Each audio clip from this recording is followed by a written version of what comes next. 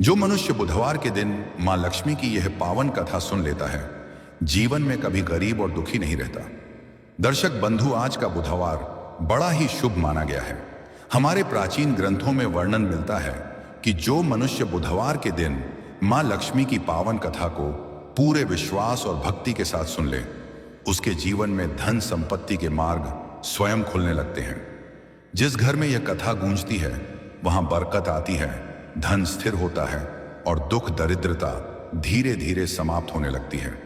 कई बार ऐसा होता है कि हम मन लगाकर मेहनत करते हैं, दिन रात संघर्ष करते हैं, लेकिन फिर भी जीवन में धन का अभाव बना रहता है। कभी अचानक खर्च बढ़ जाते हैं, कभी काम अटक जाता है, कभी व्यापार या नौकरी में रुकावटें आ जाती हैं। ऐसे समय में लगता है कि जैसे किस्मत ही रूठ गई हो। परंतु दर्शक बंधु, हमारे आरसी मुनियों ने एक गहरी बात कही है। जहां मन में शुद्धता, कर्म में पवित्रता और हृदय में भक्ति होती है, वहां मां लक्ष्मी स्वयं विराजमान होती हैं। आज आप जो कथा सुनने जा रहे हैं, वह केवल कथा नहीं, वह एक दिव्य प्रेरणा है।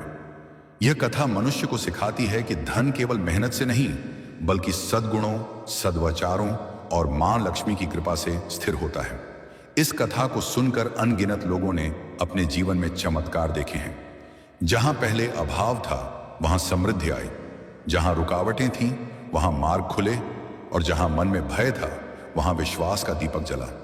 कहते हैं मां लक्ष्मी वहां नहीं रहती जहां झगड़ा, अपशब्द, आलस्य, अपमान और अव्यवस्था का वास हो, पर जहां मन में सरलता हो, कर्म में सच्चाई हो और हृदय में भगवान के प्रति प्रेम हो, वहां माता स्वयं आकर आशीर्वाद देती हैं। बुधवार का दिन उनके विशेष आने का दिन माना जाता है, इसलिए इस दिन उनकी कथा सुनना सौभाग्य का द्वार खोलने जैसा है। तो दर्शक बंधु, अपने मन को शांत करिए, भीतर श्रद्धा जगाइए और मां लक्ष्मी के दिव्य स्मरण के साथ इस पावन यात्रा पर आगे बढ़िए। क्योंकि आज जो कथा आप सुनने जा रहे हैं, वह आपके जीवन में नई रोशनी, नई ऊर्जा और नया सौभाग्य लेकर आ सकती है। अब आइए मां लक्ष्मी की इस दिव्य कथा की ओर आगे बढ़ते हैं। लेकिन दर्शक बंधु, आज की कथा आरंभ करने से पहले एक अत्यंत गढ़ और गंभीर बात आप तक पहुंचाना हमारा कर्तव्य है। हमारे प्राचीन धर्म ग्रंथों में, विशेषकर श्री गरुड़ पुराण में माता लक्ष्मी से जुड़ा एक दिव्य सिद्धांत स्पष्ट कहा गया है कि जिस भी कथा में लक्ष्मी कृपा का उल्लेख हो, उसे बीच में छोड़ना मात्र एक गलती नहीं, बल्कि वह मनुष्य के जीवन से सौभाग्य हटाने वाला पाप बन जाता है। क्योंकि अधूरी छोड़ी गई लक्ष्मी कथा मन में भ्रम, संशय और दरिद्रता का भय छोड़ देती है। अधूरी कथा का अधूरा सत्य कई बार व्यक्ति को उसी अंधकार में धकेल देता है जिससे निकलने के लिए वह माता से कृपा मांग रहा होता है। इसलिए दर्शक बंधुओं, हम आपसे अत्यंत विनम्र निवेदन करते हैं कि आज की इस दिव्य कथा को आरंभ से अंत तक अवश्य सुनें, क्योंकि यह केवल कोई साधारण वर्णन नहीं है। यह तो मां लक्ष्मी का उन भक्तों के लिए वचन है जो श्रद्धा और विश्वास के साथ उनकी कृपा को अपने जीवन में आमंत्रित करना चाहते हैं। कई बार जीवन की सारी गरीबी, सारा संघर्ष और सारी रुकावटें सिर्फ एक ही कारण से बनी रहती हैं। हम लक्ष्मी मार्ग की किसी सीख को अधूरा छोड़ देते हैं। हम उस सत्य को पूरा सुनते ही नहीं जो हमारे भाग्य को बदल सकता था। हो सकता है इस कथा का सिर्फ एक शब्द, एक प्रसंग, एक घटना आपके जीवन की सारी दरिद्रता, सारी परेशानियां और वर्षों से रुकी हुई किस्मत को खोल दें। मां लक्ष्मी की कृपा जब उतरती है, तो सूखे खेत में भी सोने की लहरें उठ जाती हैं। इसलिए अगर आप सच्चे सनातनी हैं, अगर आप माता के भक्त हैं, अगर आप चाहते हैं कि आपके घर, आपके धन, आपके संबंध और आपके भाग्य पर सदैव लक्ष्मी जी की कृपा बनी रहे, तो इस दिव्य कथा को अंत तक सुनना आपका धर्म, आपका कर्तव्य और आपका सौभाग्य है। और एक और विनम्र निवेदन, धर्म की यह अमूल्य शिक्षाएं केवल अपने तक ही सीमित ना रखें। इन्हें जितना आगे बढ़ाएंगे, मां लक्ष्मी उतनी ही तेजी से आपके घर में प्रवेश करती हैं। इसलिए इस वीडियो को लाइक करें, अपने मित्रों और परिवार के साथ साझा करें और हमारे चैनल को सब्सक्राइब करना ना भूलें, ताकि मां लक्ष्मी की ऐसी दिव्य, चमत्कारी और जीवन बदल देने वाली कथाएं आपको निरंतर प्राप्त होती रहें। तो अब अपने मन को शांत कर लें, अपने हृदय में श्रद्धा जगा लें और तैयार हो जाए मां लक्ष्मी की उस दिव्य कथा को सुनने के लिए, जो सुनते ही जीवन की सारी गरीबी स्वयं मिट जाती है। बहुत समय पहले की बात है। एक गांव था रतनपुर। उसी गांव में वीरभद्र और अनिकेत नाम के दो भाई रहते थे। पिता अब इस संसार में नहीं थे, पर जब जीवित थे तब गांव के एक प्रतिष्ठित जमींदार थे। परिवार के पास अच्छी खासी खेती की जमीन थी और एक पक्का मकान भी था। मां का साया तो बचपन में ही उठ गया था, इसलिए दोनों भाई पिताजी की ही छाया में पले बढ़े। वीरभद्र बड़ा भाई था, स्वभाव से बहुत मेहनती, बहुत संस्कारी और परम श्रद्धालु।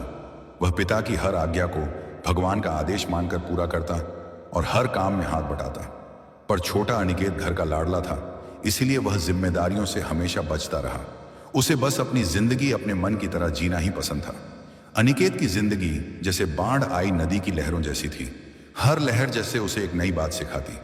लेकिन हाय रे किस्मत, कुछ लोग अपनी ही नौका को बीच भंवर में डुबो देते हैं। और आज की यह पूरी कथा ऐसे ही एक व्यक्ति अनिकेत की है। यह कहानी है लोभ की, जुए के भयानक जाल की और एक भाई के असीम त्याग की, जिसका मूल्य कभी नहीं लगाया जा सकता। यह तब की बात है जब अनिकेत ने अपनी सारी पूंजी जुए के काले गड्ढे में खो दी थी। उसे फिर से व्यापार खड़ा करने के लिए धन की बहुत जरूरत थी। उसके माता पिता तो नहीं थे, बस एक भाई था वीरभद्र, जो मेहनत और भगवान की कृपा से धन दौलत और सम्मान में आसमान छू रहा था। अनिकेत उम्मीद लेकर अपने भाई वीरभद्र के पास मदद मांगने गया, पर वहां उसे साफ इनकार मिला। अनिकेत के मन में एक ही सवाल बार बार चुभता रहा, अगर वीरभद्र अपनी अथाह संपत्ति में से थोड़ा सा हिस्सा दे देता तो उसका क्या बिगड़ जाता। इसी कड़वी सोच ने उसके हृदय में क्रोध की आग जला दी और इसी आग ने उससे एक भयानक कर्म करवाया। वीरभद्र की संपत्ति हथियाने के लिए अनिकेत ने अपने ही सगे भाई का अनहोनी करवा दी। उसने उनके नाम की सुपारी दे दी और जब वीरभद्र इस दुनिया से विदा हो गए तो सारी संपत्ति अनिकेत के हाथों में आ गई। वह बहुत प्रसन्न हुआ कि अब उसका जीवन पूरी ऐश आराम में गुजरेगा, लेकिन प्रभु की लीला कौन जान सकता है। अगले ही दिन जब वह वीरभद्र की भव्य हवेली गया, तभी राजा के सिपाही पहुंच गए। अनिकेत ने तुरंत जाली कागज दिखाए कि संपत्ति अब उसके नाम है, पर किसी ने उसकी बात नहीं सुनी। सिपाही उसे पकड़कर बंदी गृह ले गए। वहां जो उसने देखा उससे वह और भी भ्रमित हो गया। वहां 3 जवान लड़कियां बैठी थीं, लेकिन अनिकेत उन्हें पहचान ही नहीं पाया। उसका दिल डर और पछतावे के बीच घिर गया। यही अनिकेत के जीवन का सबसे भयंकर मोड़ था। अनिकेत मध्य देश के पास रतनपुर नाम के छोटे से गांव का रहने वाला था। उसी गांव में उसका जन्म और पालन पोषण हुआ था। आंख खुलते ही उसने देखा कि पिता के पास बहुत जमीन थी और एक छोटा सा घर भी। वे 2 भाई थे, बड़ा वीरभद्र और छोटा अनिकेत। कोई बहन नहीं थी। दोनों ही माता पिता की आंखों के तारे थे। वीरभद्र शुरू से ही माता पिता की बात मानते थे, हर काम में उनका हाथ भी बटाते थे। वह हमेशा आज्ञाकारी और सेवा भाव वाले थे। लेकिन अनिकेत छोटा बेटा था, लाडला भी था, इसलिए वह शुरुआत से ही घर की जिम्मेदारियों से बचता रहा। उसे अपनी जिंदगी अपनी मर्जी से जीना ज्यादा अच्छा लगता था। समय बीत रहा था, दोनों भाई धीरे धीरे जवान हो रहे थे और माता पिता बूढ़े। पिताजी ने गांव की एक अच्छी, सरल और संस्कारी लड़की देखकर सबसे पहले वीरभद्र का विवाह करवा दिया। वीरभद्र मेहनती थे, लेकिन अनिकेत को घूमना फिरना और दोस्तों के साथ वक्त बिताना ज्यादा पसंद था। माँ हमेशा अनिकेत से कहती, बेटा अपने भाई की तरह मेहनती बनो। पर अनिकेत कह देता, माँ परिश्रम करने से क्या मिलता है, भैया बड़े हैं, पिताजी के बाद घर भी वहीं संभालेंगे। माँ शांत स्वर में कहती, बेटा तुम्हारी सोच अलग है, तुम दोनों ही इस घर के बेटे हो। इस घर को चलाने का हक तुम दोनों को बराबर मिला है। लेकिन अनिकेत की सोच बदलती ही नहीं थी। एक समय ऐसा भी आया कि वीरभद्र ने गांव में ही पिताजी की जमीन पर खेती करना शुरू कर दिया। वे पढ़े लिखे भी थे, लेकिन अनिकेत ने गुरुकुल की शिक्षा पर ध्यान नहीं दिया। वह खेल, मस्ती और दोस्तों के साथ इधर उधर घूमने में ही लगा रहा। अनिकेत को विवाह का भी कोई शौक नहीं था। इसी बीच वीरभद्र के घर एक प्यारी सी बेटी पैदा हुई। वीरभद्र की चाहत थी कि उनकी बेटी शहर में पढ़े, अच्छी शिक्षा पाए। इसलिए उन्होंने निश्चय किया कि अब वे गांव छोड़कर नगर जाएंगे और वहां नई जिंदगी बसाएंगे। मां इस बात पर तुरंत राजी नहीं हुई। वह बोली, बेटा तुम दोनों का जन्म इसी गांव में हुआ है, मैंने तुम्हें यहीं पाला है, तुम लोग गांव छोड़कर क्यों जाना चाहते हो। वीरभद्र ने विनम्र स्वर में कहा, मां मैं चाहता हूं कि गांव की जमीन और घर बेचकर नगर में आवास ले लूं और बचे हुए धन से वहां व्यापार शुरू कर दूं। मां ने बेटे की इच्छा को समझकर हामी भर दी। पर तभी अनिकेत बोल पड़ा, भैया आप पिताजी की जायदाद ऐसे नहीं बेच सकते, मुझे भी अपना हिस्सा चाहिए। यह जमीन जितनी आपकी है उतनी मेरी भी है। वीरभद्र यह सुनकर बहुत हैरान हुए। पर वे कुछ बोल नहीं पाए। वे जानते थे कि अनिकेत कोई काम नहीं करता और उनकी इच्छा यह थी कि वह नगर जाकर मेहनत करें, अच्छा व्यवसाय करें और परिवार एक साथ रहें। लेकिन अनिकेत के इस तरह कहने पर वीरभद्र ने विरोध नहीं किया। पिताजी की जायदाद दोनों भाइयों में आधी आधी बांट दी गई। नगर पहुंचकर दोनों ने अलग अलग मकान खरीद लिए। मां ने अनिकेत के लिए गांव की एक सरल लड़की पसंद कर ली और जल्दी ही उसका विवाह भी करवा दिया। गांव वालों को भी लगा कि अब यह परिवार नगर जाकर अमीरों की तरह जीवन बिताएगा। नगर आने से पहले ही अनिकेत का विवाह हो गया था। सिर्फ यह शर्त थी कि वह नगर में अपनी पत्नी के साथ अलग घर में रहेगा। बंटवारे में जो धन अनिकेत को मिला था उससे उसने नगर में एक छोटा सा घर खरीद लिया। वीरभद्र ने भी अपना घर ले लिया। बाकी धन उन्होंने किस काम में लगाया यह बात अनिकेत नहीं जानता था। अनिकेत मां को अपने साथ नहीं रख सकता था। उसने यह बात पहले ही साफ कह दी थी। वीरभद्र को इस बात से कोई दुख नहीं हुआ क्योंकि वे स्वयं मां की सेवा करना चाहते थे। वीरभद्र ने मां को अपने साथ रख लिया था। वह मां की सेवा को भगवान की सेवा मानते थे। मगर जाने से पहले उन्होंने अनिकेत से एक बात कही थी। उन्होंने प्यार से कहा, भाई तुम अभी नादान हो, तुमने कभी परिश्रम नहीं किया। एक बात याद रखना, पिताजी की जायदाद से जो पैसे तुम्हें मिले हैं उन्हें किसी अच्छी जगह लगाना। उन पैसों का गलत इस्तेमाल मत करना, वरना तुम अपने ही हाथों खुद को बर्बाद कर लोगे। पर अनिकेत ने वीरभद्र की इन पवित्र बातों पर ध्यान नहीं दिया। नगर में आकर जैसे तैसे वह बस गया था। वीरभद्र और मां किस हाल में हैं, यह देखने की सोच भी उसके दिल में नहीं आती थी। वह तो सिर्फ अपनी पत्नी के साथ नगर के छोटे से घर में हंसते हंसते रह रहा था। कुछ समय तक उसने बंटवारे से मिले पैसों से ही घर खर्च चलाया, लेकिन हमेशा पैसों से ही घर नहीं चलता। उसे कुछ काम करना था, पर काम ढूंढने की जगह उसने नगर के आवारा लड़कों से दोस्ती कर ली और वे सब मिलकर जुए का खेल खेलने लगे। शुरुआत में अनिकेत को जुए में काफी रकम मिल गई। उसे लगा कि जब जुए में इतना फायदा हो रहा है तो किसी व्यापार की क्या जरूरत है। जुए में उसकी उन्नति बढ़ती गई। पत्नी को कुछ भी पता नहीं था। उसे तो लगता था कि अनिकेत काम के लिए बाहर जाता है, पर अनिकेत तो सारा दिन जुआ ही खेलता था। कुछ पैसे हार जाता तो उससे ज्यादा पैसे जीत लेता। समय बीतता गया। अनिकेत की पत्नी ने एक बेटे को जन्म दिया। अब भी घर जैसा तैसा चल रहा था। अनिकेत पिताजी की जायदाद के पैसों से जुआ खेलता रहा और इस खेल में और भी माहिर हो गया। एक दिन अनिकेत के पास वीरभद्र का संदेश आया, घर आ जाओ, मां का देहांत हो गया। यह सुनकर अनिकेत के पैरों तले जमीन खिसक गई। उसकी आंखों से आंसू निकल पड़े। वह अपनी पत्नी को लेकर वीरभद्र के बताए पते पर पहुंचा। वहां पहुंचकर वह हैरान रह गया। वीरभद्र किसी छोटे घर में नहीं बल्कि एक बहुत ही बड़े महल जैसी हवेली में रहते थे। वहीं मां का अंतिम संस्कार हुआ। अनिकेत की आंखें फैल गईं। उसे लगा, मेरे भाई ने तो पिताजी की जायदाद बेचकर कितना बड़ा कारोबार बना लिया और मैं जुआ खेलकर इतने पैसे कमाने के बाद भी आज एक छोटे से घर में हूं। यह देखकर उसका दिल बहुत दुखा, लेकिन वह कुछ कर नहीं सकता था। फिर धीरे धीरे अनिकेत के बुरे दिन शुरू हो गए। वह जुए में अपना सब कुछ हारने लगा। समय के साथ उसकी पत्नी को भी पता चल गया कि अनिकेत कोई काम नहीं करता, बस जुआ खेलता है। घर में झगड़े बढ़ने लगे। जुए की लत ने अनिकेत को बिल्कुल खाली हाथ कर दिया। अब उसके पास हारने को कुछ भी नहीं बचा था। तब उसने एक भयानक फैसला किया। जिस घर में वे रहते थे उसे भी बेच देगा। जब उसने पत्नी से कहा कि वह घर बेच रहा है और अब वे किराए के मकान में जाएंगे, तो उसकी पत्नी ने बहुत दुख भरा हंगामा किया। वह रोते हुए बोली, तुमने अपना सब कुछ बर्बाद कर दिया। अपने भाई को देखो, परिश्रम करके कितना सफल हो गया, और तुमने मेहनत की ही नहीं, इसीलिए यह हाल हुआ। अनिकेत की पत्नी रोते हुए कह रही थी, तुमने जुए में सब कुछ बर्बाद कर दिया। हमारी छत मत छीनो। काश तुम गलत रास्ते पर ना चलते, मेहनत कर लेते तो आज हमें यह दिन ना देखना पड़ता। अनिकेत ने धीरे से कहा, मैंने कभी मेहनत नहीं की। मैंने हमेशा अपनी जिंदगी अपने हिसाब से जीना चाहा है, और तुम कौन होती हो मेरे मामलों में बोलने वाली।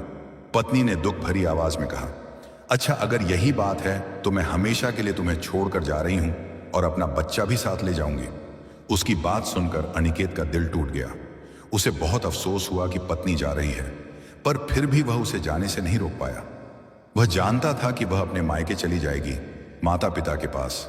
वहां उसे कोई दुख नहीं होगा, लेकिन अपने पुत्र से दूर होना, यह बात अनिकेत सहन नहीं कर पा रहा था। वह पूरी तरह खाली हाथ हो चुका था, अपनी किस्मत को फिर से जुए में आजमाता। पर अब किस्मत पूरी तरह उससे रूठ चुकी थी। वह घर हार चुका था, धन हार चुका था और अब उसके पास कुछ भी नहीं था। वह सड़कों पर इधर उधर भटक रहा था।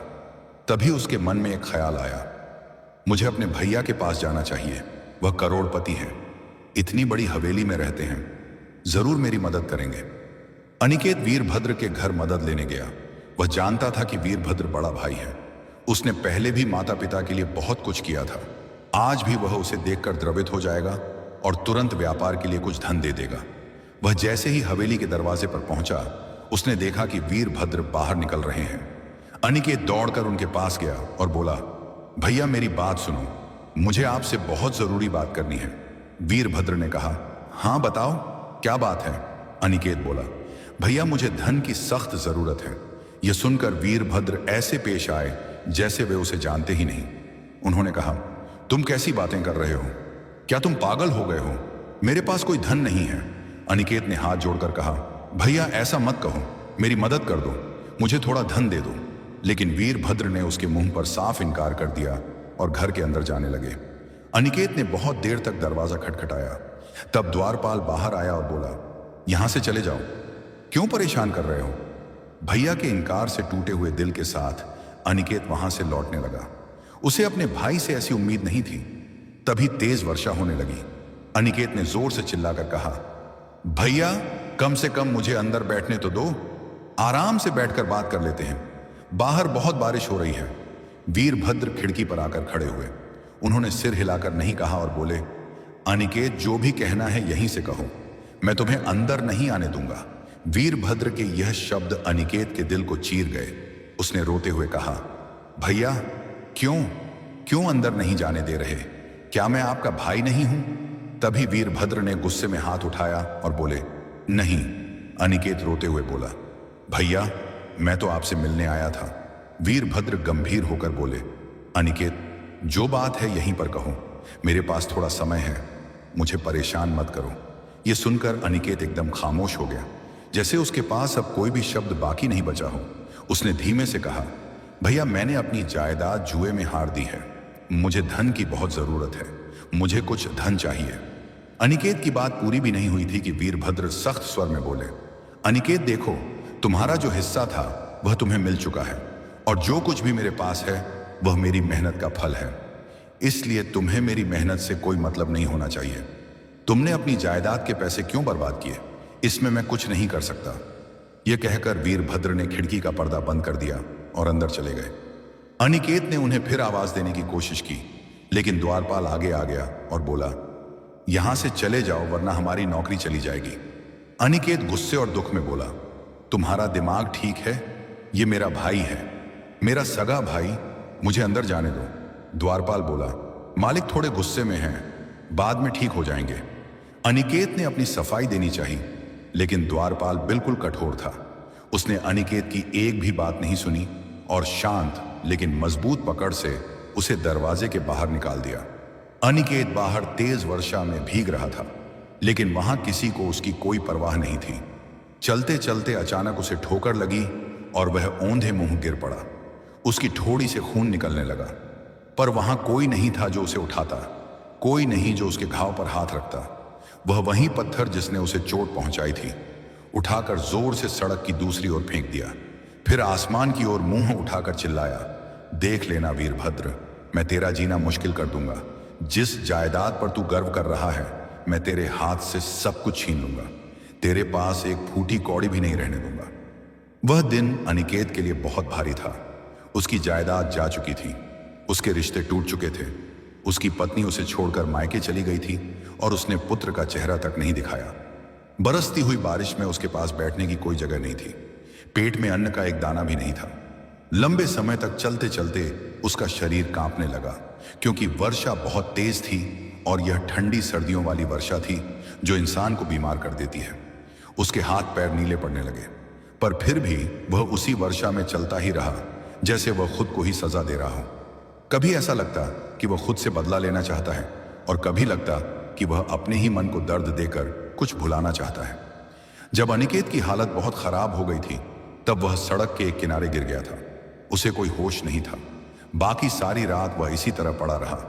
शायद कोई दयालु व्यक्ति उसके पास था जो थोड़ी थोड़ी देर में उसे दवा देता रहा, और उसी ने अपने पास से कंबल भी उसके ऊपर डाल दिया था। अनिकेत ने कई बार आंखें खोलने की कोशिश की, पर बेहोशी की वजह से उसका शरीर बहुत कमजोर हो चुका था। ना जाने कितनी देर वह यूं ही लेटा रहा। जब उसकी आंख धीरे धीरे खुली तो उसने देखा कि वह एक खाली कमरे में है। नीचे जमीन पर एक वस्त्र बिछा था और उसी वस्त्र पर वह लेटा हुआ था। आसपास एक जल का घड़ा रखा था और दीवारों पर पान की पीक के निशान भी साफ दिख रहे थे। कमरा छोटा था, घुटन भरा था और उसकी छत भी काफी नीचे थी। अनिकेत समझ ही नहीं पा रहा था कि वह आखिर किस जगह पर है। कुछ समय तक वह चुपचाप लेटा रहा, फिर हिम्मत जुटाकर वह कमरे से बाहर निकला। बाहर की जगह बहुत अजीब थी। उसे समझ ही नहीं आया कि यह नगर का कौन सा इलाका है, क्योंकि उसने इसे पहले कभी नहीं देखा था। कमरे से निकलते ही गली शुरू हो जाती थी। गली इतनी संकरी थी कि अगर दो लोग एक साथ गुजरे तो एक दूसरे से टकराए बिना आगे नहीं बढ़ सकते थे। अनिकेत ने ऊपर देखा तो इमारतें बहुत ऊंची ऊंची थीं, बल्कि इमारतें नहीं, जैसे कई पुराने चौबारे हों। वह सामने वाले चौबारे को देख रहा था। वह भी काफी लंबा और पुराना था। शायद वह यूं ही घूमते घूमते बहुत पुराने मोहल्ले में पहुंच गया था। सुबह का समय था, भीड़ भी ज्यादा नहीं थी। सड़क पर फैले कूड़े से इतना जरूर समझ आया कि बंद हुई दुकानें शायद पान और फूलों की दुकानें होंगी, लेकिन उसे यहां लाया कौन था? यह बात उसके मन में बार बार घूम रही थी। वीरभद्र का घर तो बहुत बड़े इलाके में था और वह जगह उससे बिल्कुल अलग थी। अनिकेत सोचते सचते वापस कमरे के अंदर आया और दीवार से टिक कर बैठ गया। वह फिर यही सोच रहा था, मुझे यहां कौन लाया? कौन इतना दयालु था जिसने मुझे छत दी, दवा दी और कंबल भी दिया? तभी लगभग 15 पल बाद एक हट्टा कट्टा आदमी कमरे में दाखिल हुआ। उसकी रंगत काली थी और हाथ में एक थैला पकड़ा हुआ था। अनिकेत चुपचाप उसे देखने लगा। वह उसे पहचान नहीं पाया। शायद उसने कभी इसे पहले देखा ही नहीं था। वह आदमी पास आया और बोला, और भाई तू कौन है? अपने बारे में कुछ बता। उसकी बात सुनकर अनिकेत को समझ आ गया कि यही वह व्यक्ति है जिसने उसे सड़क से उठाकर यहां लाया था। अनिकेत ने हल्की मुस्कान के साथ सिर हिलाया। वह आदमी उसके सामने बैठ गया और थैला खोलने लगा। अब अनिकेत की नजरें उसी थैले पर थीं। वह जानना चाहता था कि उसमें क्या है। जैसे ही थैला खुला, हलवा पूरी की सुगंध हवा में फैल गई। अनिकेत को बहुत तेज भूख लगी थी। सुगंध ने उसकी भूख और भी बढ़ा दी। वह ललचाई आंखों से थैले की ओर देखता रहा। वह आदमी मुस्कुराकर बोला, अब इसे खा भी ले या ऐसे ही घूर घूर कर अपनी भूख मिटा लेगा। अनिकेत हल्का मुस्कुराया और तुरंत हलवा पूरी खाने लगा। अब यह कहना मुश्किल था कि हलवा पूरी सच में बहुत स्वादिष्ट थी या फिर उसकी भीतर की भूख इतनी अधिक थी कि साधारण भोजन भी उसे अमृत जैसा लग रहा था। अनिकेत समझ ही नहीं पा रहा था। खाना खत्म करने के बाद उस आदमी ने खड़े होकर घड़े से जल निकाला और अनिकेत को पीने के लिए दिया। फिर स्वयं भी जल पिया। वह बोला, चल अब बता, कौन है तू? कहां से आया है? अनिकेत ने धीरे से पूछा। क्या तुम ही मुझे रात यहां लेकर आए थे? उसे भरोसा था कि वही इंसान उसे लाया होगा, लेकिन फिर भी उसने यह सवाल पूछ ही लिया। अनिकेत की बात सुनकर उस आदमी ने पहले तो एक गंदी गाली दी, फिर बोला, हाँ, मैं ही तुझे लाया हूं। अगर ना लाता तो तू उसी सड़क पर पड़ा रहता। चल, अब मेरा समय बर्बाद मत कर और सच सच बता, कौन है तू? कैसे वहां गिरा पड़ा था? सब कुछ बता और ध्यान रहे, झूठ मत बोलना। पहले तो अनिकेत के मन में आया कि वह इस आदमी से झूठ बोल दे, क्योंकि वह उसे जानता नहीं था। लेकिन फिर उसने सोचा, उसके पास अब क्या बचा है? ना घर है, ना दौलत, ना परिवार, ना बच्चा। उसे क्यों झूठ बोलना? फिर उसने सत्य ही बताने का निर्णय किया। अनिकेत ने धीरे धीरे अपनी पूरी कहानी सुनानी शुरू की। उसने बताया कि वे दो भाई हैं। गांव में पिता की जमीन का बंटवारा हुआ था। जमीन बेचकर आधा धन उसे मिला और आधा उसके भाई वीरभद्र को। अनिकेत कहानी सुनाता रहा। उसने वह सब बताया जो उसने झेला, कैसे जमीन बेचकर उसने व्यापार में पैसा लगाया, कैसे उसने शहर में दुकान खोली और कैसे उसके भरोसे के लोगों ने उसे धोखा दिया। उसने बताया कि उसके बड़े भाई वीरभद्र ने भी उसके लिए कुछ नहीं किया, बल्कि अंत में उससे कट जाने जैसा व्यवहार किया। वह बोलता जा रहा था और सामने बैठा आदमी बिना आंख झपकाए सुन रहा था। बीच बीच में वह दाढ़ी खुजाता, जमीन से कुछ कण हटाता फिर अनिकेत की तरफ देखने लगता। उसकी आंखों में सवाल नहीं बल्कि एक सन्नाटा था, जैसे वह सुन भी रहा हो और साथ साथ सोच भी रहा हो कि यह गरीब आदमी किस हाल में पहुंच गया। अनिकेत बोलते बोलते थक चुका था, उसका गला सूख गया। उसने थोड़ा पानी पिया और चुप हो गया। उस आदमी ने अपनी भारी आवाज में कहा, तो तू कह रहा है कि तेरे अपने ही तेरे नहीं रहे? जिसके साथ तू बड़ा हुआ, जिसके साथ खेत जोते, उसी ने तुझे ठुकरा दिया? अनिकेत ने धीमे आवाज में हां कहा। आदमी खिलखिलाकर हंसा। अरे भाई, अपने कहां किसी के होते हैं? अपना वो जो इंतजार न करवाए, वादा न तोड़े और काम आए। बाकियों का क्या? आज साथ कल अलग, ये तो दुनिया का नियम है। अनिकेत चुप रहा। कहने को उसके पास कुछ नहीं था। वह आदमी उसके पास आकर जमीन पर पैर पसार कर बैठ गया। उसने अपने हाथ में मौजूद जूते उतार दिए। बड़ी बेफिक्री से वह बोला, चल नाम बता तेरा। अनिकेत। अच्छा अनिकेत, नाम तो बड़ा भारी है, जिसका अर्थ होता है जिसका कोई घर ना हो, जो कहीं ठहर ना पाए। तेरे नाम ने तेरा सच बता दिया। वह आदमी खिलखिलाकर हंसा, लेकिन इस बार अनिकेत उसके साथ मुस्कुरा दिया। नाम समझ आते ही पहली बार उसे लगा कि वह शायद सच में ऐसा ही था, बिना घर, बिना ठिकाने वाला। फिर अनिकेत ने पूछा, और तुम्हारा नाम? वह आदमी खड़ा हुआ, थैला उठाया, दरवाजे की तरफ बढ़ते हुए बोला, नाम की क्या जरूरत? नाम से नहीं, काम से पहचान होती है। अनिकेत ने उसका हाथ पकड़कर कहा, कृपया नाम तो बता दीजिए, आपने मेरी जान बचाई है। आदमी ठहर गया। उसने अनिकेत की ओर देखा। उसकी आंखों में कोई नरमी नहीं थी, मगर कोई कठोरता भी नहीं। उसने कहा, मैं बाद में बताऊंगा, पहले तू ठीक हो जा। 3 दिन दवा चलेगी, खाना खा, आराम कर, फिर देखेंगे तू असल में कैसा आदमी है। कैसा आदमी? हाँ, क्योंकि दुख में पड़ा आदमी सच बोलता है, पर जब खड़ा होता है तब पता चलता है कि वह सच बोलता था या सिर्फ मजबूर था। तू मजबूर है या ईमानदार, ये बाद में दिखेगा। यह कहकर वह कमरे से निकल गया। अनिकेत वहीं बैठा रह गया। उसे अचानक महसूस हुआ कि उसका सीना इतना हल्का है जैसे अंदर की सारी हवा बाहर निकल गई हो। शायद किसी ने पहली बार उसे मजबूर और ईमानदार में फर्क समझाया था। अगले 3 दिन अनिकेत वहीं रहा। वह दवा खाता, हलवा पूरी या खिचड़ी खाता, धीरे धीरे उठने लगता। शरीर कमजोर था, किंतु मन धड़क रहा था। बाहर उस गली में रोज नए चेहरे आते जाते दिखाई देते। कोई बीड़ी पीता, कोई पानी छिड़कता, कोई कूड़ा बाहर फेंकता। यह जगह शहर की निचली बस्ती लगती थी। पुराने चौबारे, पान की दुकानों, फूल माला वालों और रिक्शों का मोहल्ला। लेकिन यही वह जगह थी जिसने उसे बचाया था। जिस रात वह थोड़ा बेहतर महसूस कर रहा था, वही आदमी फिर आया। वही थैला, वही मुस्कुराहट। इस बार थैले से बेसन के लड्डू और पूड़ी निकली। उसने खुद भी साथ बैठकर खाया। खाने के बाद उसने कपड़े झाड़े और बोला, अब तू खड़ा हो सकता है, चल बाहर चल। अनिकेत ने उसे देखा। कहां? वह बोला, यह जगह तेरा घर नहीं है, तुझे यहां पड़े पड़े नहीं रहना। चल तू मेरे साथ काम करेगा। अनिकेत चौंक गया। काम? हाँ काम, निचले मोहल्ले का काम। हम बड़े लोग नहीं, पर कमाते हैं, खड़े रहते हैं और किसी के आगे हाथ नहीं फैलाते। यही असली इज्जत है। अनिकेत ने सोचा, यह आदमी कौन है?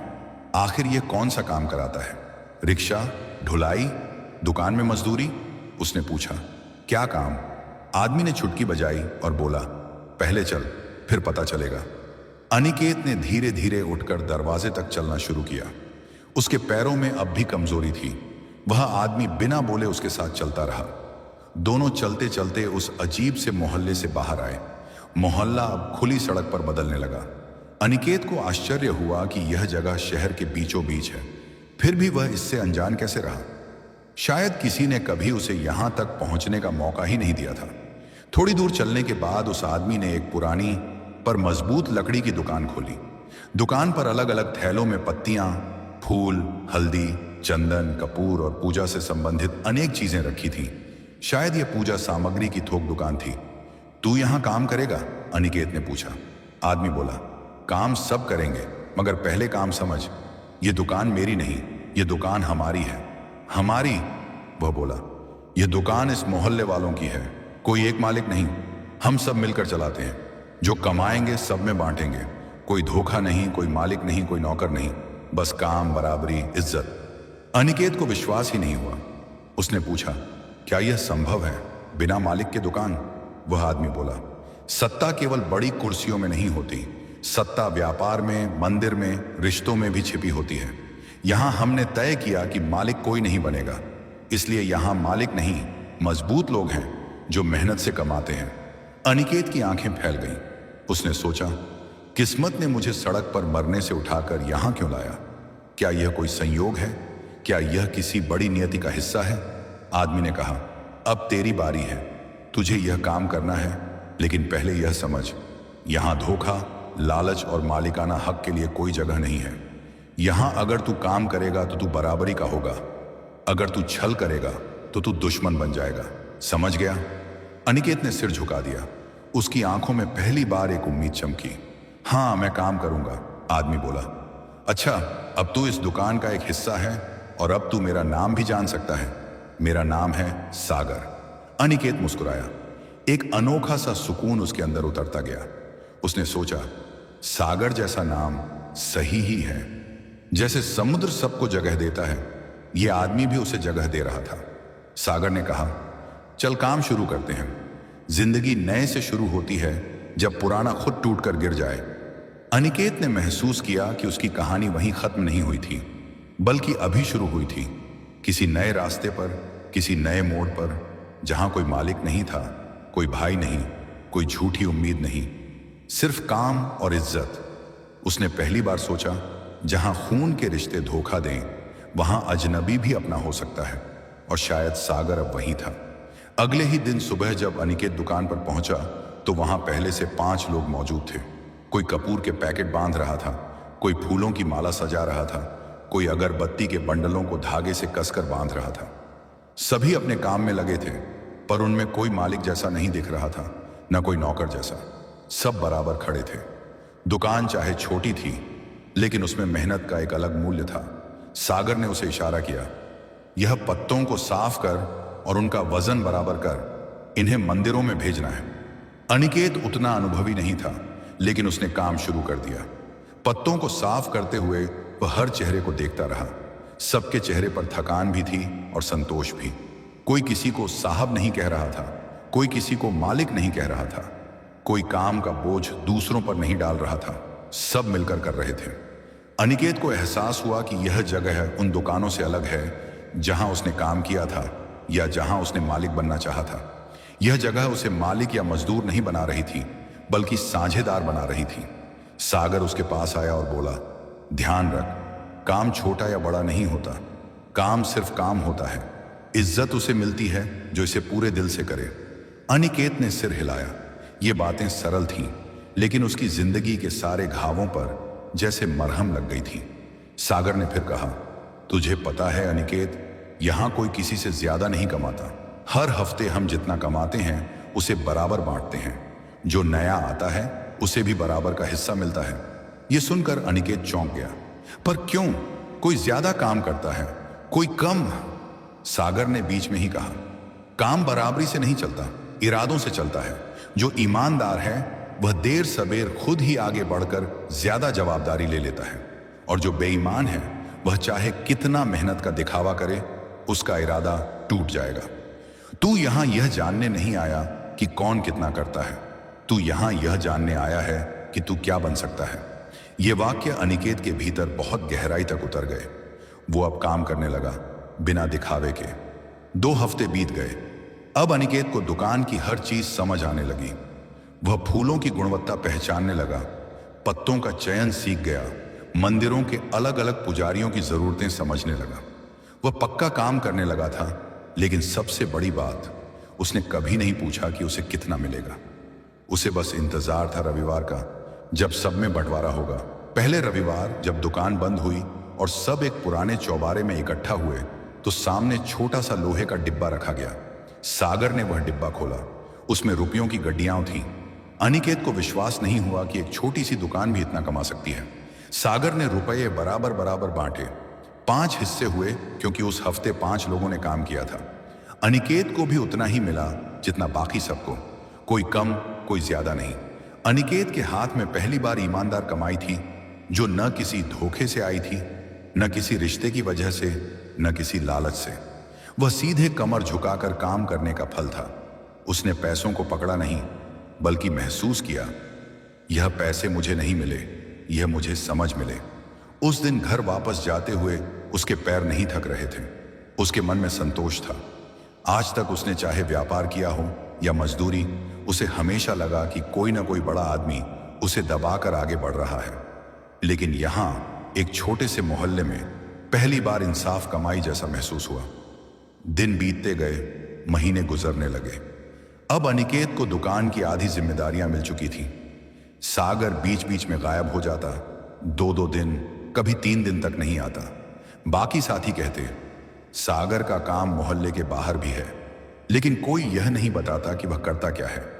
अनिकेत को जिज्ञासा होती, मगर वह पूछता नहीं। उसे बस यह पता था, सागर बुरा आदमी नहीं है। अगर वह बुरा होता तो उसे सड़क से उठाकर लाता ही क्यों। धीरे धीरे अनिकेत का स्वास्थ्य भी सुधर चुका था, उसका आत्मविश्वास लौट रहा था। अब दुकान के रास्ते में लोग उसे पहचानने लगे। पुजारी उसे सम्मान से बुलाने लगे, बाबा ये पत्ते अच्छे हैं। अनिकेत, फूल ताजा भेजना। भैया, आज कपूर ज्यादा चाहिए। यह भैया शब्द उसे किसी रिश्ते जैसा लगा, ऐसा रिश्ता जो खून से नहीं, कमाई से कमाया जाए। लेकिन दुनिया इतनी सीधी नहीं बनती। जहां मेहनत होती है, वहां ईमानदारी की परीक्षा भी होती है। एक दिन एक नया आदमी आया, नाम था शंकरू। वो बोलता बहुत था, हंसता बहुत था, पर उसकी आंखें हर चीज की कीमत तौलती थीं। वह काम करने आया, पर हर पत्ते, हर फूल से ज्यादा उसे यह जानना था कि यहां कितना पैसा बनता है। सागर ने उसे रोकने की कोशिश नहीं की, बस एक सवाल पूछा, क्या कमाना चाहता है या बनना चाहता है? शंकरू बोला, कमाई के बिना आदमी क्या बनेगा?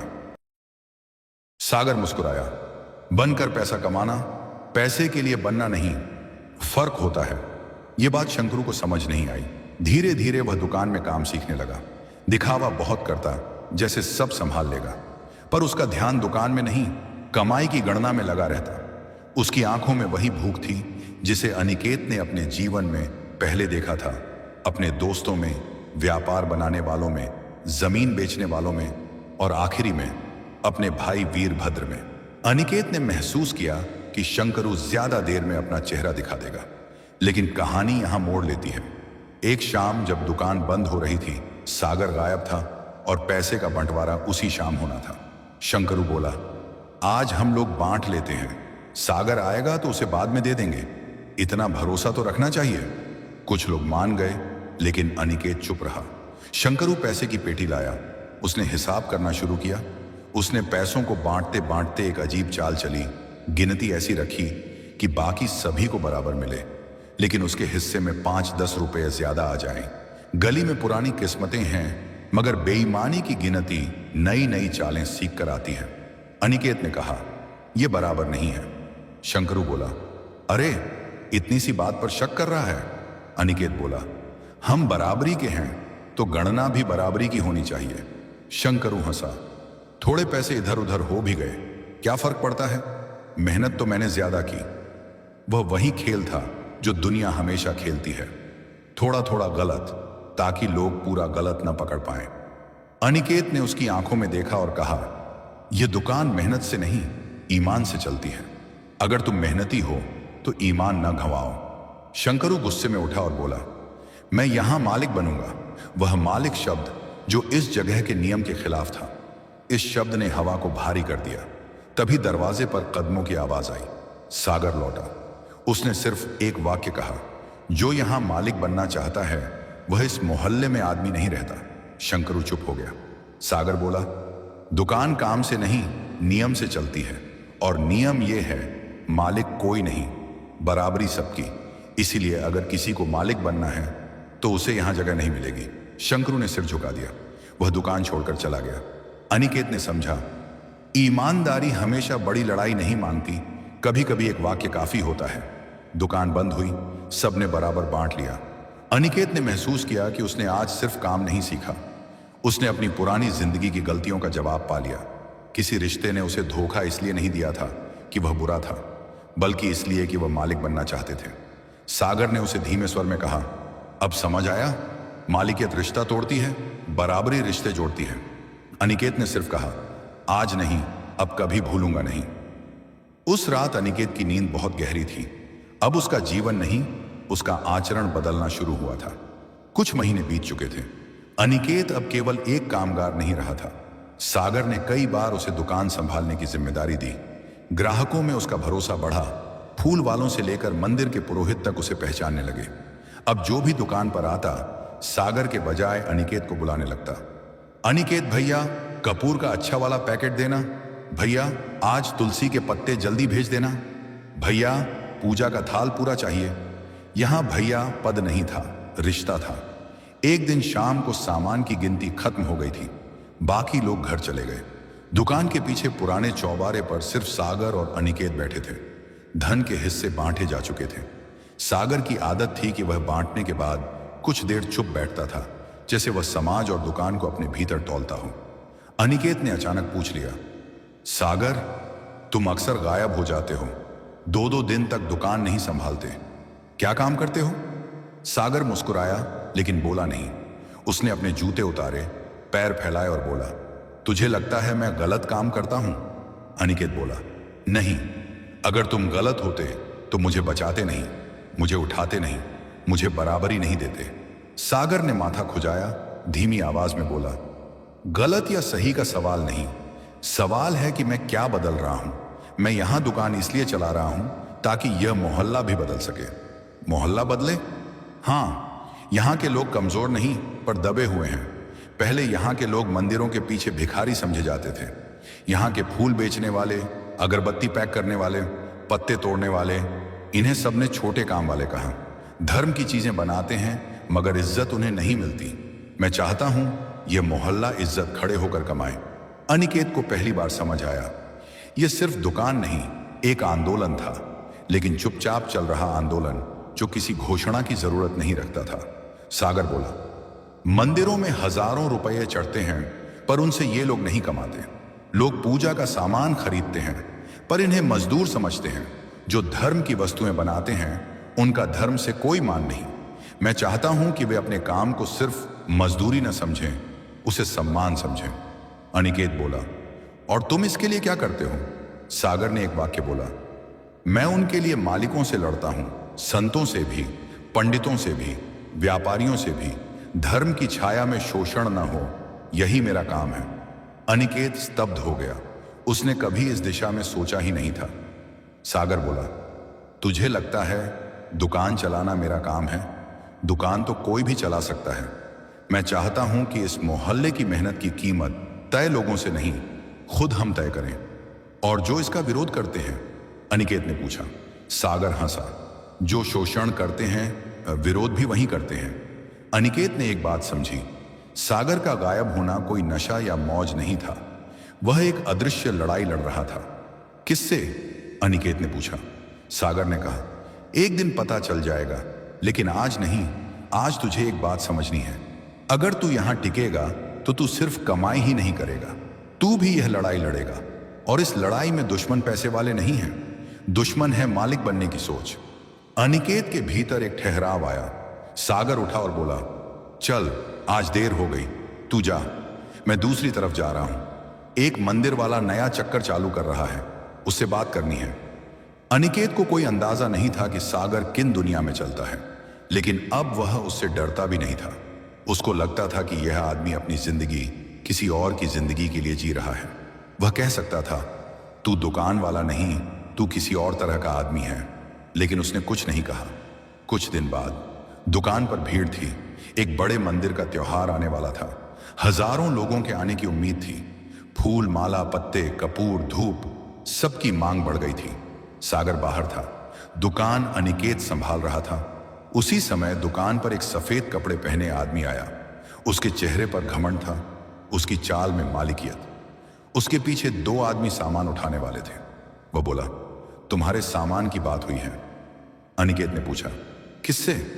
वह बोला, अरे मंदिर के मुख्य पुजारी से।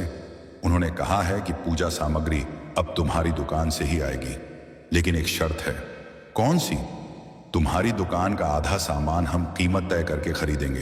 कीमत हम कम रखेंगे, बाकी तुम चाहे जितना बेचो। अगर मंदिर लेगा तो तुम्हें नाम भी मिलेगा और कमाई भी। अनिकेत समझ गया, यह सौदा नहीं, फंदा था। वह आदमी आगे बोला, हमारा नाम जुड़ जाएगा, तुम्हारा प्रचार होगा, दुकान फलेगी फूलेगी, मालिकियत तुम्हारी पर कीमत हमारी। यही तो शोषण था, पर अब यह भक्ति और सम्मान के नाम पर हो रहा था। अनिकेत ने कहा, लेकिन हम बराबरी में काम करते हैं, कीमत हम सब मिलकर तय करते हैं, बाहर से नहीं। वह आदमी हंसा, तुम छोटे लोग हो, तुम कीमत तय करोगे, हमारा मंदिर तय करेगा। अनिकेत ने सिर्फ एक वाक्य कहा, हम छोटे इसलिए नहीं कि हमारी दुकान छोटी है, हम छोटे तब होंगे जब हम अपनी कीमत तुम्हारे जैसा किसी और से पूछेंगे।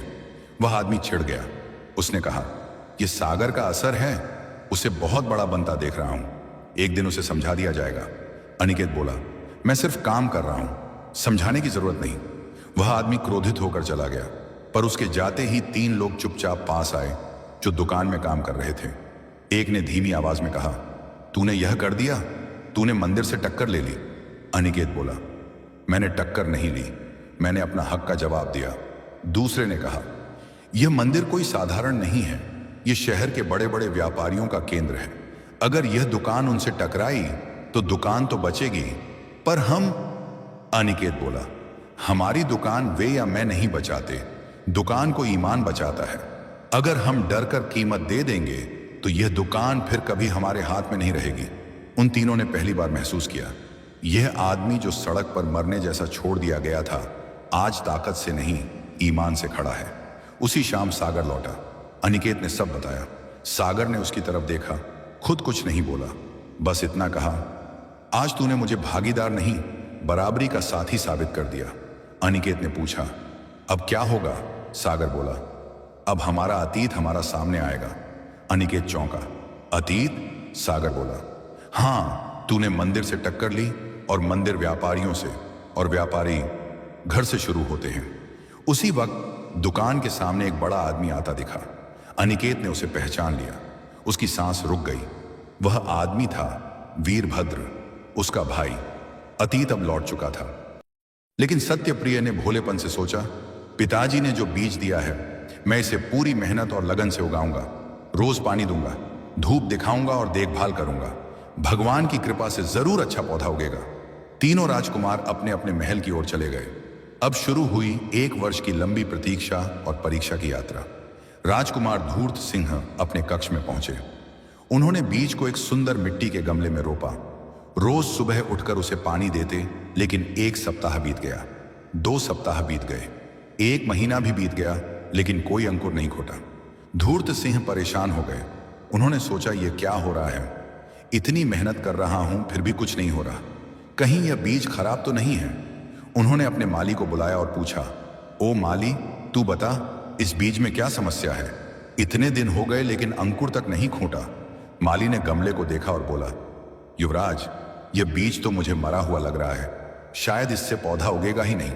धूर्त सिंह के चेहरे पर चिंता की लकीरें उभर आईं। उन्होंने सोचा, अगर मेरे बीज से पौधा नहीं होगा तो मैं राजा कैसे बनूंगा? नहीं नहीं, मुझे कुछ करना होगा। रात भर धूर्त सिंह सोचते रहे। सुबह उनके दिमाग में एक योजना आई।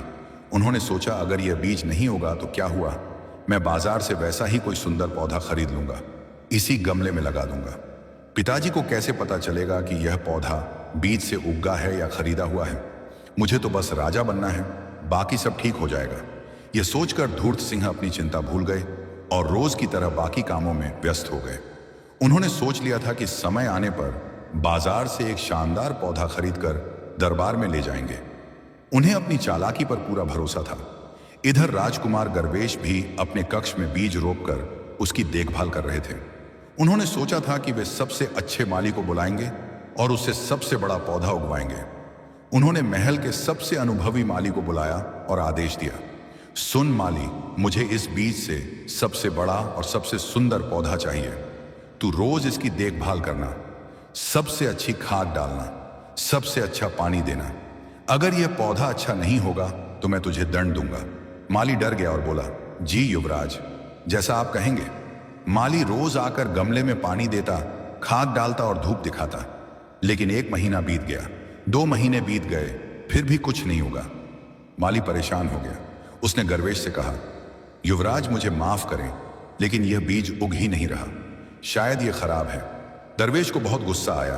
उन्होंने माली को डांटते हुए कहा, तू निकम्मा है, तुझे पौधा उगाना भी नहीं आता, चल भाग यहां से, मैं खुद देखभाल करूंगा।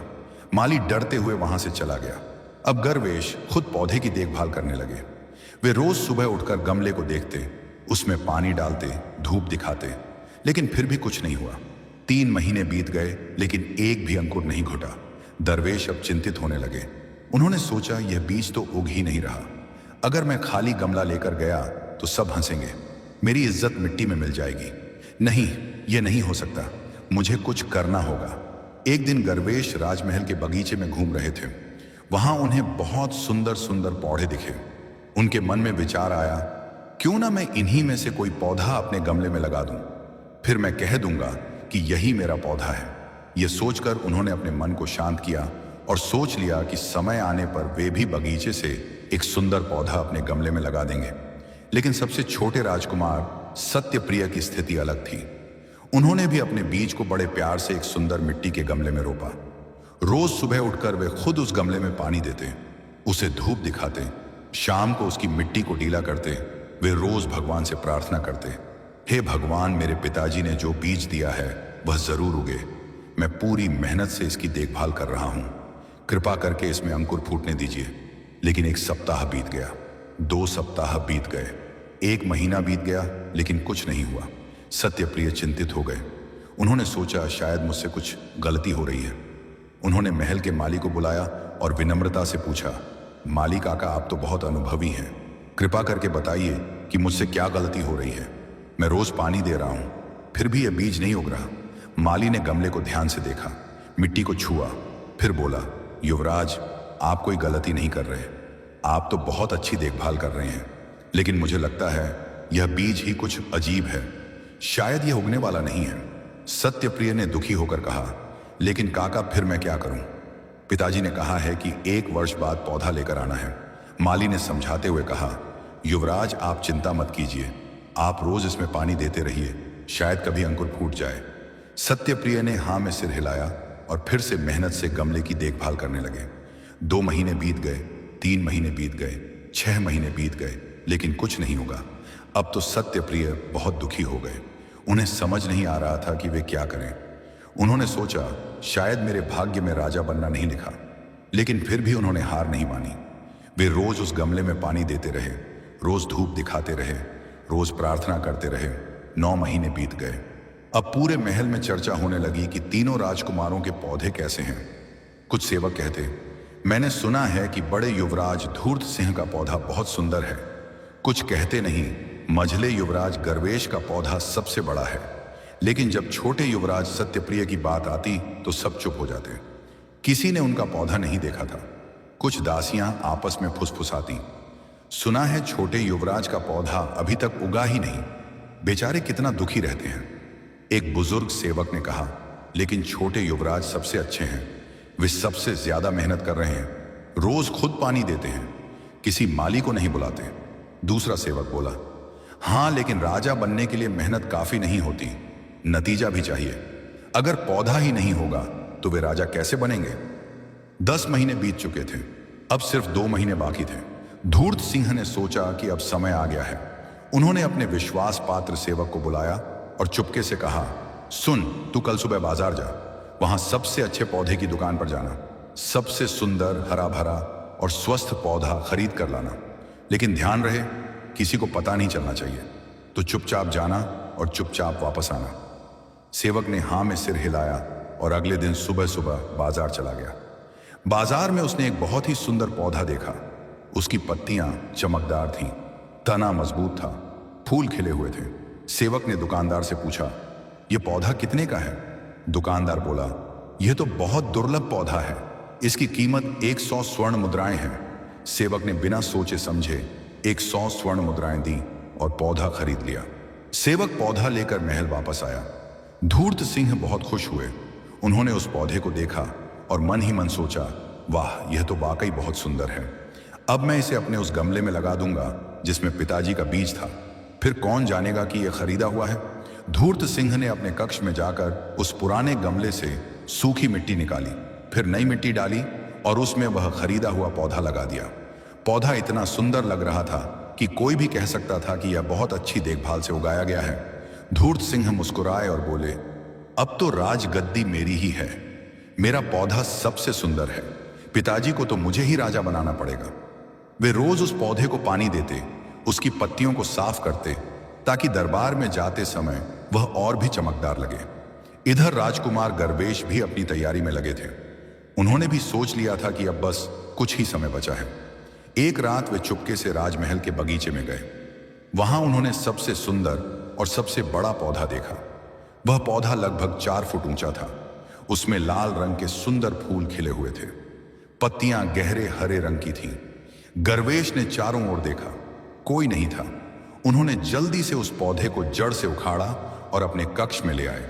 फिर उन्होंने अपने उस गमले में वह पौधा लगा दिया। पौधा इतना बड़ा था कि गमला छोटा पड़ रहा था। गर्वेश ने एक और बड़ा गमला मंगवाया और उसमें पौधा लगाया। अब पौधा और भी शानदार लग रहा था। गर्वेश घमंड से हंसे और बोले, मेरा पौधा सबसे बड़ा और सबसे ताकतवर है। यह तो साफ दिख रहा है कि मैं ही राजा बनने के योग्य हूं। उन्होंने अपने दिल में सोचा कि अब दरबार में सब मेरी तारीफ करेंगे। लेकिन सत्यप्रिय की स्थिति बिल्कुल अलग थी। 11 महीने बीत चुके थे। अब सिर्फ 1 महीना बाकी था, लेकिन उनके गमले में अभी तक एक भी अंकुर नहीं खूंटा था। गमले में बस सूखी मिट्टी दिख रही थी। सत्यप्रिय बहुत दुखी थे। वे रोज उस गमले के पास बैठते और सोचते कि आखिर मुझसे क्या गलती हो गई। मैंने तो पूरी मेहनत की, रोज पानी दिया, धूप दिखाई, प्रार्थना की, फिर भी यह बीज नहीं होगा। एक दिन उनके मन में विचार आया कि क्यों ना मैं भी बाजार से कोई पौधा खरीद लूं। लेकिन फिर उन्होंने सोचा, नहीं, यह तो गलत होगा। पिताजी ने जो बीज दिया था वही बीज उगाना था। अगर मैं दूसरा पौधा लेकर गया तो यह झूठ होगा, और झूठ तो सबसे बड़ा पाप है। उन्होंने अपने मन को समझाया और सोचा कि चाहे जो हो जाए मैं सच ही बोलूंगा। अगर मेरा पौधा नहीं होगा तो नहीं होगा, मैं यही कह दूंगा। दिन बीतते गए। अब आखिरी सप्ताह आ गया। महल में हर तरफ चर्चा हो रही थी। सेवक, दासियां, मंत्री, सिपाही सब बात कर रहे थे। एक दासी ने कहा, सुना है बड़े युवराज का पौधा बहुत सुंदर है। मैंने खुद देखा है, इतने सुंदर फूल खिले हुए हैं। दूसरी दासी बोली, लेकिन मंझले युवराज का पौधा तो और भी बड़ा है, लगभग 4 फुट ऊंचा। इतना बड़ा पौधा मैंने पहले कभी नहीं देखा। तीसरी दासी ने दुखी होकर कहा, लेकिन बेचारे छोटे युवराज, उनका पौधा तो उगा ही नहीं। मैंने सुना है कि वे बहुत परेशान हैं, रोज उस खाली गमले के पास बैठे रहते हैं। पहली दासी ने कहा, अरे तो क्या हुआ, वे इतने भोले हैं, शायद उन्हें पौधा उगाना ही नहीं आता। राजा बनने के लिए सिर्फ अच्छा दिल काफी नहीं होता, योग्यता भी चाहिए। एक बूढ़ा मंत्री जो यह सब सुन रहा था बोला, लेकिन मुझे तो छोटे युवराज सबसे अच्छे लगते हैं। वे ईमानदार हैं, सच बोलते हैं, प्रजा से प्यार करते हैं। दूसरा मंत्री बोला, हाँ ये तो सही है, लेकिन अगर पौधा ही नहीं होगा तो राजा कैसे चुना जाएगा? यह तो राजा देवराज ने शर्त रखी थी कि जिसका पौधा सबसे अच्छा होगा वही राजा बनेगा। पहला मंत्री ने गंभीरता से कहा, देखो भाई, मुझे तो लगता है कि इस परीक्षा में कुछ गहरी बात है। राजा देवराज और राजगुरु अमरनाथ दोनों बहुत बुद्धिमान हैं। वे ऐसे ही कोई परीक्षा नहीं लेंगे, जरूर कुछ रहस्य है। दूसरा मंत्री बोला, हाँ भाई, तुम सही कह रहे हो। अब बस कुछ ही दिन बाकी है, फिर सब पता चल जाएगा। राजमहल के बाहर प्रजा में भी चर्चा हो रही थी। बाजार में दुकानदार आपस में बातें कर रहे थे। एक दुकानदार बोला, मैंने सुना है कि परसों दरबार में तीनों राजकुमार अपने पौधे लेकर आएंगे, फिर राजा तय करेंगे कि अगला राजा कौन बनेगा। दूसरा दुकानदार बोला, हाँ, मुझे तो बड़े युवराज धूर्त सिंह पसंद है, वे बहुत चतुर हैं। तीसरा दुकानदार बोला, नहीं, मुझे तो मझले युवराज गर्वेश पसंद है, वे बहुत ताकतवर हैं। एक बुजुर्ग व्यक्ति जो चुपचाप सब सुन रहा था बोला, लेकिन बच्चों, मुझे तो छोटे युवराज सत्यप्रिय सबसे अच्छे लगते हैं, वे सबसे सच्चे और ईमानदार हैं। एक जवान आदमी हंसकर बोला, अरे बाबा, राजा बनने के लिए सच्चाई काफी नहीं होती, योग्यता भी चाहिए, और उनका पौधा तो उगा ही नहीं। बुजुर्ग व्यक्ति ने गंभीरता से कहा, बेटा, राजा बनने के लिए सबसे बड़ी योग्यता होती है ईमानदारी। बाकी सब गुण तो बाद में सीखे जा सकते हैं, लेकिन ईमानदारी या तो होती है या नहीं होती। आखिरकार वह दिन आ गया।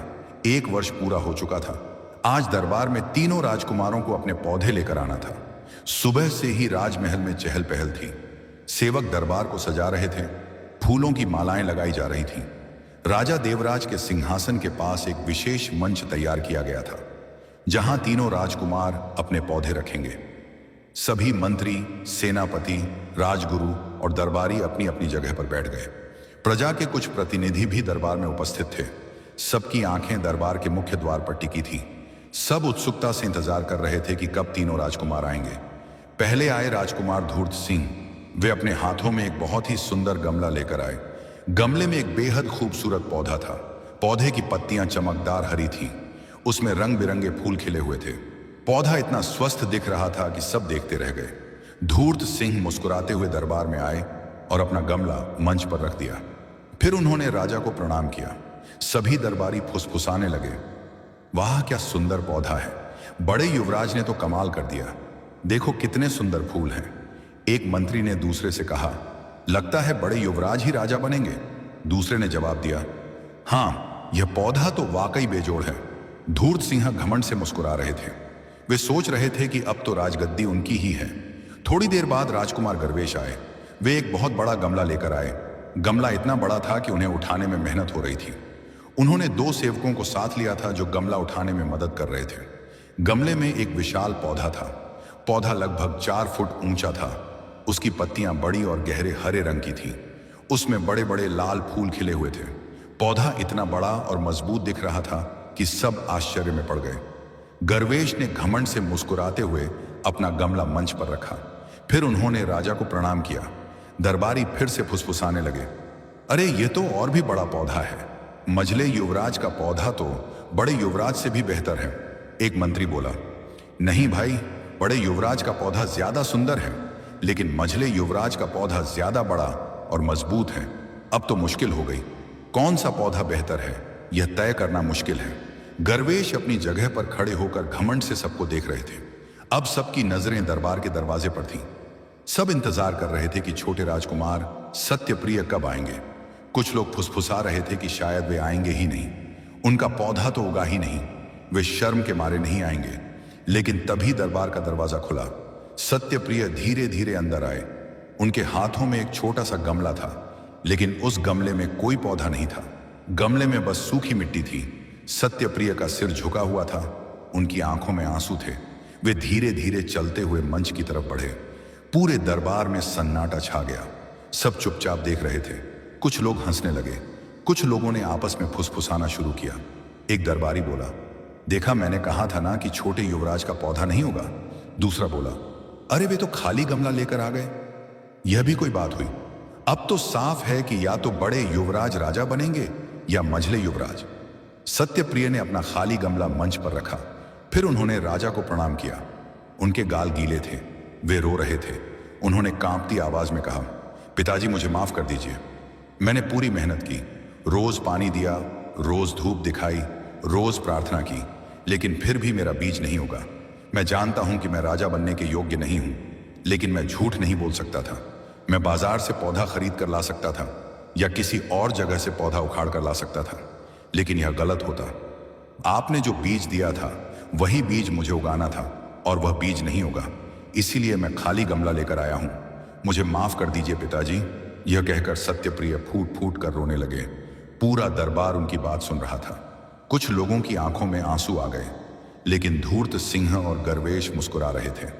वे सोच रहे थे कि अब तो राजगद्दी उनमें से किसी एक की ही है। राजा देवराज अपने सिंहासन पर बैठे सब कुछ देख रहे थे। उनके चेहरे पर कोई भाव नहीं था। उनके बगल में राजगुरु अमरनाथ खड़े थे। राजा ने धीरे से राजगुरु की तरफ देखा। राजगुरु ने मुस्कुराकर सिर हिलाया। राजा ने गहरी सांस ली। फिर उन्होंने अपनी जगह से उठने की कोशिश की, लेकिन उनका शरीर कमजोर था। 2 सेवकों ने उन्हें सहारा दिया। राजा धीरे धीरे उठे और मंच की तरफ बढ़े। पूरा दरबार सांस रोककर देख रहा था। सब सोच रहे थे कि अब राजा क्या फैसला सुनाएंगे। राजा पहले धूर्त सिंह के पौधे के पास गए। उन्होंने पौधे को देखा, फूलों को छुआ। फिर वे गर्ज के पौधे के पास गए। उन्होंने उस बड़े पौधे को भी देखा, पत्तियों को छुआ। फिर वे सत्यप्रिय के खाली गमले के पास आए। उन्होंने गमले को उठाया, मिट्टी को छुआ। फिर वे सत्यप्रिय के पास गए और उनके सिर पर हाथ रखा। राजा देवराज की आंखों में आंसू थे। उन्होंने प्यार से सत्यप्रिय को गले लगाया। फिर उन्होंने पूरे दरबार की तरफ मुड़कर कहा, मेरे प्रिय प्रजाजनों, मंत्रियों, सेनापतियों और सभी उपस्थित लोगों, सुनिए। आज मैं अपने उत्तराधिकारी की घोषणा करने जा रहा हूं। कनकपुर का अगला राजा होगा मेरा सबसे छोटा बेटा राजकुमार सत्यप्रिय। यह सुनकर पूरा दरबार चौंक गया। सब एक दूसरे की तरफ देखने लगे। कुछ लोग फुसफुसाने लगे। धूर्त सिंह और गर्ज के चेहरे पर गुस्सा और आश्चर्य था। धूर्त सिंह बोले, लेकिन पिताजी यह कैसे हो सकता है? उनका पौधा तो उगा ही नहीं। आपने खुद कहा था कि जिसका पौधा सबसे अच्छा होगा वही राजा बनेगा। दरवेश भी गुस्से से बोले, हाँ पिताजी, यह तो अन्याय है। हमारे पौधे इतने सुंदर और बड़े हैं और आप उसे राजा बना रहे हैं जिसका पौधा उगा ही नहीं। राजा देवराज ने अपना हाथ उठाया। पूरा दरबार फिर से शांत हो गया।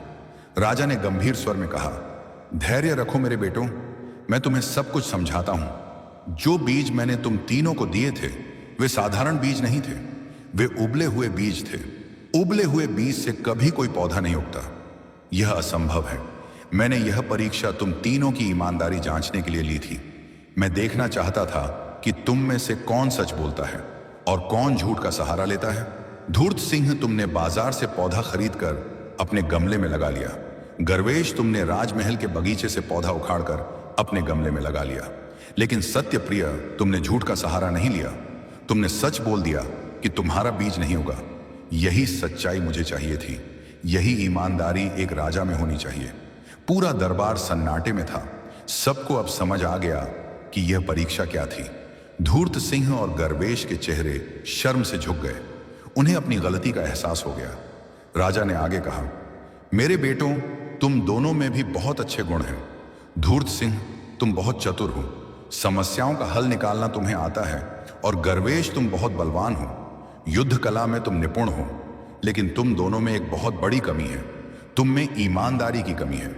एक राजा चाहे कितना भी चतुर हो, चाहे कितना भी ताकतवर हो, अगर वह ईमानदार नहीं है तो वह अच्छा राजा नहीं बन सकता।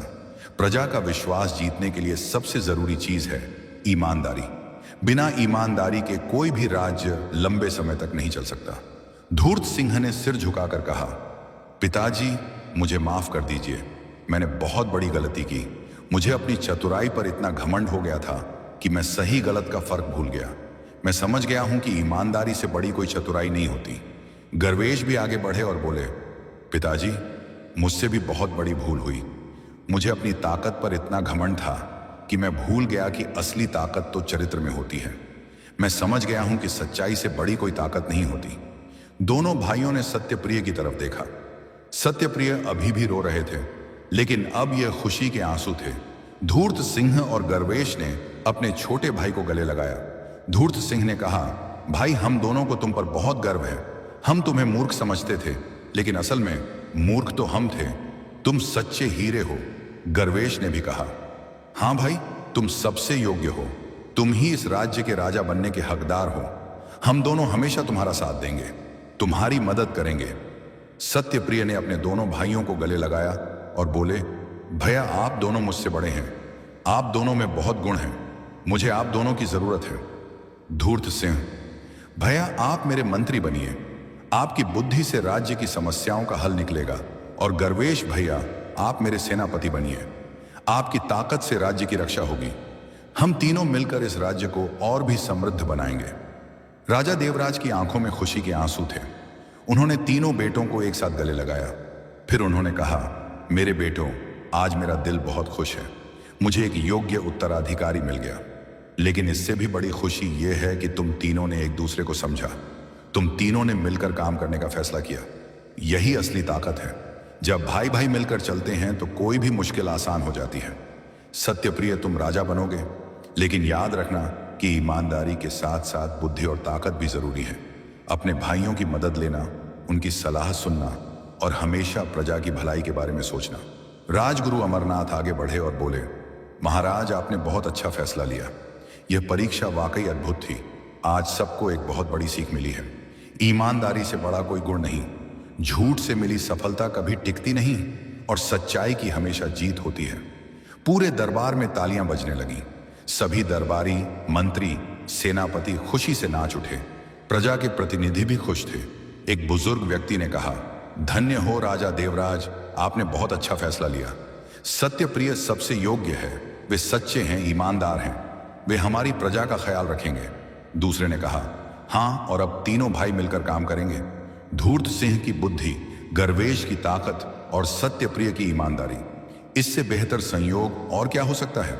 राजमहल में खुशी का माहौल था, सेवक मिठाइयां बांट रहे थे, ढोल बज रहे थे, नाच गाना हो रहा था। पूरा कनकपुर खुशी से झूम उठा। अगले दिन राजा देवराज ने सत्यप्रिय का राज्य अभिषेक करने का फैसला किया, लेकिन सत्यप्रिय ने विनम्रता से कहा, पिताजी, मैं अभी राजा बनने के लिए तैयार नहीं हूं, मुझे अभी बहुत कुछ सीखना है। कृपा करके आप अभी कुछ समय और राज्य संभालिए, मैं आपके साथ रहकर राज्य चलाना सीखूंगा। धूर्त सिंह भैया से बुद्धि सीखूंगा, गर्वेश भैया से ताकत सीखूंगा और आपसे और राजगुरु जी से ज्ञान सीखूंगा। जब मैं पूरी तरह तैयार हो जाऊंगा तभी राजा बनूंगा। राजा देवराज की आंखों में गर्व था। उन्होंने कहा, बेटा, तुम्हारी यह विनम्रता तुम्हें और भी बड़ा बनाती है। जो व्यक्ति यह समझता है कि उसे अब भी सीखना है, वही सच्चा ज्ञानी होता है। जो घमंड से भर जाता है वह कभी आगे नहीं बढ़ता। तुम सही कह रहे हो, तुम कुछ समय अपने भाइयों और मुझसे सीखो, फिर जब समय आएगा तुम राजा बनोगे। इस तरह अगले कुछ महीने बीते। सत्यप्रिय रोज अपने पिता के साथ दरबार में बैठते, प्रजा की समस्याएं सुनते, न्याय करना सीखते। धूर्त सिंह उन्हें राजनीति और कूटनीति सिखाते, कब किस तरह का फैसला लेना चाहिए ये समझाते। गर्वेश उन्हें युद्ध कला सिखाते, तलवार चलाना, घोड़े की सवारी करना, सेना को संभालना सब सिखाते। राजगुरु अमरनाथ उन्हें धर्म और नीति की शिक्षा देते, वेद पुराण पढ़ाते, जीवन के गहरे रहस्य समझाते। सत्यप्रिय बहुत मेहनत से सब कुछ सीख रहे थे। वे जानते थे कि राजा बनना आसान नहीं है, राजा को हर विषय में निपुण होना चाहिए। उन्हें यह भी एहसास था कि उनके दोनों भाई उनसे ज्यादा अनुभवी हैं, इसलिए वे उनसे विनम्रता से सीख रहे थे। एक दिन एक बड़ी समस्या आई। पड़ोसी राज्य के राजा ने कनकपुर पर हमला करने की धमकी दी। उस राजा का नाम था दुर्योधन। वह बहुत क्रूर और अत्याचारी था। उसने संदेश भेजा कि या तो कनकपुर आत्मसमर्पण कर दे या युद्ध के लिए तैयार हो जाए। राजा देवराज बहुत चिंतित हो गए। उनका शरीर अब इतना कमजोर हो चुका था कि वे युद्ध नहीं कर सकते थे। उन्होंने दरबार बुलाया। तीनों राजकुमार, सभी मंत्री और सेनापति उपस्थित थे। राजा ने पूछा, हमें क्या करना चाहिए? क्या हमें आत्मसमर्पण कर देना चाहिए या युद्ध करना चाहिए? गर्वेश गुस्से से बोले, पिताजी, हम कभी आत्मसमर्पण नहीं करेंगे।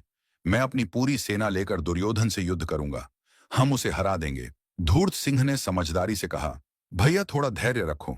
दुर्योधन बहुत ताकतवर है, उसकी सेना हमारी सेना से दोगुनी है। अगर हम सीधे युद्ध करेंगे तो हार सकते हैं, हमें कोई चालाकी से काम लेना होगा। सत्यप्रिय चुपचाप सब सुन रहे थे। फिर उन्होंने कहा, पिताजी, क्या मैं एक सुझाव दे सकता हूं? राजा ने कहा, हाँ बेटा, जरूर बोलो। सत्यप्रिय बोले, मैंने सुना है कि दुर्योधन को धन का बहुत लोभ है, वह बहुत लालची है। क्यों ना हम उसे संधि का प्रस्ताव भेजें? हम उसे कुछ धन देने का वादा करें, बदले में वह हम पर हमला ना करें। इससे हमें युद्ध से बचने का मौका मिलेगा और हमारी प्रजा भी सुरक्षित रहेगी। धूर्त सिंह ने खुश होकर कहा, वाह सत्यप्रिय, ये तो बहुत अच्छा विचार है, लेकिन हमें यह भी सोचना होगा कि अगर हमने उसे एक बार धन दिया तो वह बार बार मानता रहेगा। सत्यप्रिय ने कहा, हाँ भैया, आप सही कह रहे हैं, इसलिए हम उसे एक शर्त रखेंगे। हम उसे धन देंगे, लेकिन बदले में वह हमारे साथ व्यापार करेगा। इससे दोनों राज्यों को फायदा होगा और आगे चलकर हम दोस्त बन जाएंगे। राजा देवराज को यह विचार बहुत पसंद आया। उन्होंने कहा, बेटा, तुमने बहुत अच्छा सुझाव दिया। युद्ध से बचना हमेशा बेहतर होता है। अगर हम बिना खून खराबे के समस्या हल कर सकते हैं तो यही सबसे अच्छा रास्ता है। गर्वेश थोड़े नाराज थे। उन्होंने कहा, लेकिन पिताजी, अगर हम हर बार पैसे देकर दुश्मन को खुश करेंगे तो हमारी कमजोरी दिखेगी। सत्यप्रिय ने शांति से समझाया, भैया, हम पैसे देकर दुश्मन को खुश नहीं कर रहे, हम व्यापार का प्रस्ताव दे रहे हैं। इससे दोनों राज्यों को फायदा होगा और अगर फिर भी दुर्योधन ने हमला किया तो हम युद्ध के लिए तैयार रहेंगे, लेकिन पहले शांति का रास्ता आजमाना चाहिए। गर्वेश को बात समझ आ गई। उन्होंने कहा, ठीक है सत्यप्रिय, तुम सही कह रहे हो,